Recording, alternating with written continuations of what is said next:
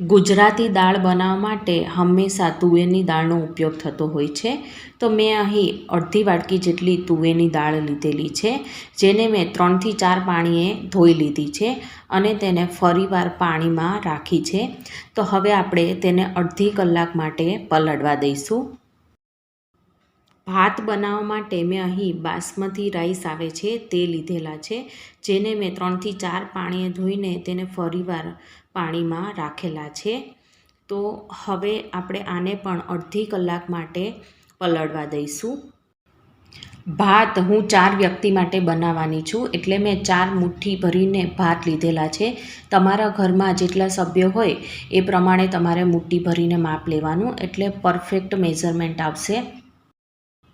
એક બાઉલમાં મીડિયમ સાઇઝનું ટામેટું અને 1 ઇંચ આદુનો ટુકડો લીધેલો છે, જે આપણે દાળ બાફતી વખતે એડ કરીશું.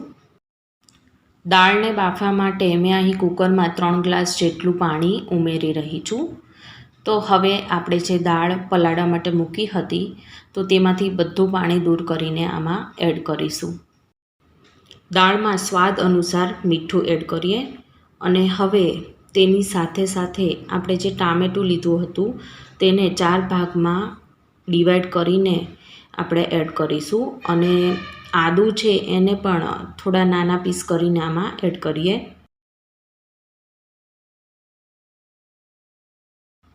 હવે એક નાની ચમચી આપણે હળદર પાવડર એડ કરીએ. દાળ ઉભરાઈ ના જાય એના માટે આપણે અડધી ચમચી જેટલું આમાં તેલ એડ કર્યું છે. હવે કુકરનું ઢાંકણ છે એ ઢાંકી દઈએ. ગેસની ફ્લેમ ઓન કરીએ અને કુકર છે એ આમાં ગેસ ઉપર મૂકી દઈએ અને કુકરમાં ફક્ત 3 વિસલ જ આપણે વગાડવાની છે. કુકરની સીટી થાય ત્યાં સુધીમાં આપણે ભાતને ચડવા માટે મૂકીએ. તો એક મોટી તપેલીમાં મેં અહીં પાણી એડ કર્યું છે, જે લગભગ 3 ગ્લાસ જેટલું છે. તો પાણીને બરાબર ઉકળવા દેવાનું છે. પાણી ઉકળી જાય પછી જ આપણે આમાં ભાત એડ કરીશું અને હવે આમાં આપણે ભાતના ભાગનું મીઠું એડ કરીએ.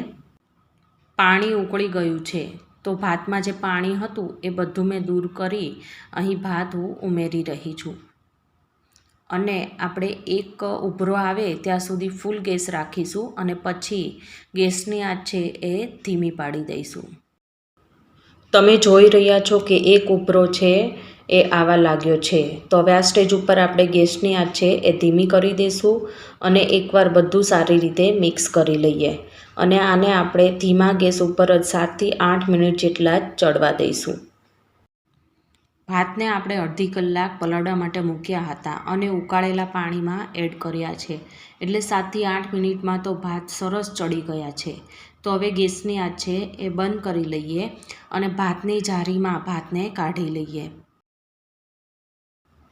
હવે ભાતને આપણે આ કાણાવાળી જારીમાં એડ કરીએ, એટલે તેમાં રહેલું વધારાનું પાણી છે એ બધું જ નીતરી જશે અને આપણા ભાત છે એકદમ ખીલેલા બનશે. તો તમે જુઓ આપણા ભાત છે એકદમ છૂટા છૂટા અને ખીલેલા બન્યા છે, પરંતુ તે હજી ગરમ છે. તો ગરમ હોવાથી તે ચડી ના જાય વધારે, તો તેના માટે આપણે ઉપરથી 2 ગ્લાસ જેટલું ઠંડુ પાણી એડ કરીશું. આપણે ઠંડુ પાણી એડ કર્યું છે, તો હવે ચમચાથી ભાતને આ રીતે એકદમ હળવા હાથે ઉપર નીચે કરી લઈએ. હવે ભાત છે એકદમ પરફેક્ટલી બનીને રેડી થઈ ગયા છે. તો હવે તેને સાઈડ પર મૂકી દઈએ અને હવે આપણે આગળની પ્રોસેસ કરીશું. કુકરની 3 વિસલ થઈ ગઈ છે, તો કુકર હવે થોડું ઠંડુ થઈ ગયું છે. તો આ રીતે સીટી ઊંચી કરીને હવા કાઢી તેને ઓપન કરીશું. તો તમે અહીં જોઈ રહ્યા છો કે ટામેટાં, દાળ અને આદું બધું જ છે એકદમ સારી રીતે ચડી ગયા છે. તો હવે આપણે આને બ્લેન્ડરથી બધું જ છે એ ક્રશ કરી લઈએ. દાળને બ્લેન્ડરથી ક્રશ કરી લીધી છે, તો તમે જો એકદમ એક રસ થઈ ગઈ છે દાળ, તો એકદમ ઘાટી છે. તો હવે આપણે તેમાં અડધા ગ્લાસ જેટલું પાણી એડ કરીશું. એક નાના ટમેટાને મેં ઝીણા સમારી લીધા છે, તો એ આમાં આપણે એડ કરીએ અને તેની સાથે સાથે 1 ઇંચ આદુના ટુકડાને મેં છીણીને લીધું છે અને એક તીખું મરચું મેં ઝીણું સમાર્યું છે, તો તેને પણ આમાં આપણે એડ કરીશું. હવે દાળમાં ગળપણ માટે આપણે 2 મોટી ચમચી જેટલી ખાંડ એડ કરીશું. તમે ખાંડની જગ્યાએ ગોળનો પણ યુઝ કરી શકો છો. દાળને એકવાર ચમચાથી આ રીતે હલાવી લઈએ. હવે ગેસની ફ્લેમ ઓન કરીએ અને દાળને આપણે આની ઉપર કૂક થવા માટે મૂકી દઈશું.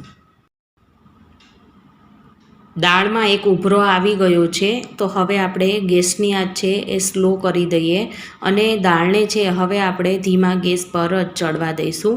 તો આ રીતે ચમચાથી એકવાર સારી રીતે મિક્સ કરી લઈએ. 10 મિનિટ બાદ દાળ છે એકદમ સરસ ઘટ્ટ થઈ ગઈ છે, તે એકદમ પરફેક્ટલી કૂક થઈ ગઈ છે. તો હવે આ સ્ટેજ ઉપર આપણે 1 નાની ચમચી જેટલો ગરમ મસાલો એડ કરીએ અને તેની સાથે સાથે અડધા લીંબુનો રસ મેં કાઢીને રાખેલો છે, તો તે પણ આપણે આમાં એડ કરીશું અને હવે બધું એકવાર સારી રીતે મિક્સ કરી લઈએ. અને હવે ફ્રેશ લીલા ધાણા મેં ધોઈને ઝીણા કટ કરી લીધા છે, તો તે પણ આમાં એડ કરીએ અને ચમચાથી બધું સારી રીતે મિક્સ કરી લઈએ. તો એકદમ પરફેક્ટલી એવી દાળ બનીને રેડી થઈ ગઈ છે. તો હવે આપણે તેનો વઘાર કરીશું. દાળનો વઘાર કરવા માટે મેં અહીં 2 મોટી ચમચી જેટલું તેલ ગરમ કરવા માટે મૂકી દીધેલું છે. તો અહીં તેલ ગરમ થઈ ગયું છે, તો 1.5 નાની ચમચી જેટલી આપણે રાઈ એડ કરીશું. તો અહીં રાઈ પણ ફૂટવા લાગી છે, તો 1 નાની ચમચી જેટલું આપણે આખું જીરું છે એ એડ કરીશું અને હવે બધા આપણે ખડા મસાલા એડ કરીએ. હવે આ બધા ખડા મસાલા છે એ એડ કરીશું. પિંચ ઓફ હિંગ એડ કરીને એકવાર ચમચીથી બધું હલાવી લઈએ અને હવે તરત જ આપણે દાળમાં એડ કરીશું.